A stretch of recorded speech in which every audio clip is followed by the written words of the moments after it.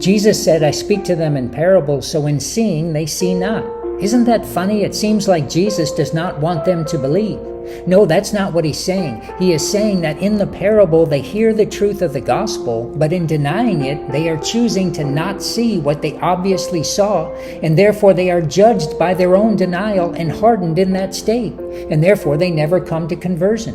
Notice this, Jesus says, take heed how you hear. For him that has ears to hear, more will be given, and him that has not ears to hear, he will have what he has taken away. This is the context of Jesus saying, eat my body and drink my blood.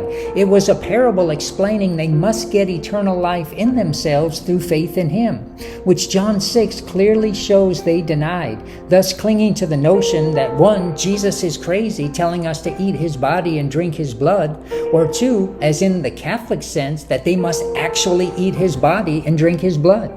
Either way, it is a denial of the gospel that eternal life comes through faith in him dying and rising again for them personally.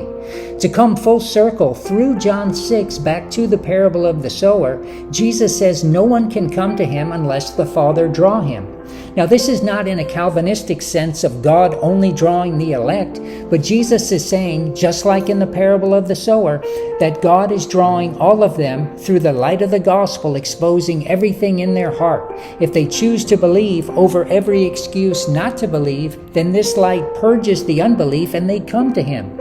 But in choosing not to believe he is Lord and has died and rose again for them personally, they cling to the Eucharist as his actual body and blood, which was just a parable through which the word was to get sown into their heart.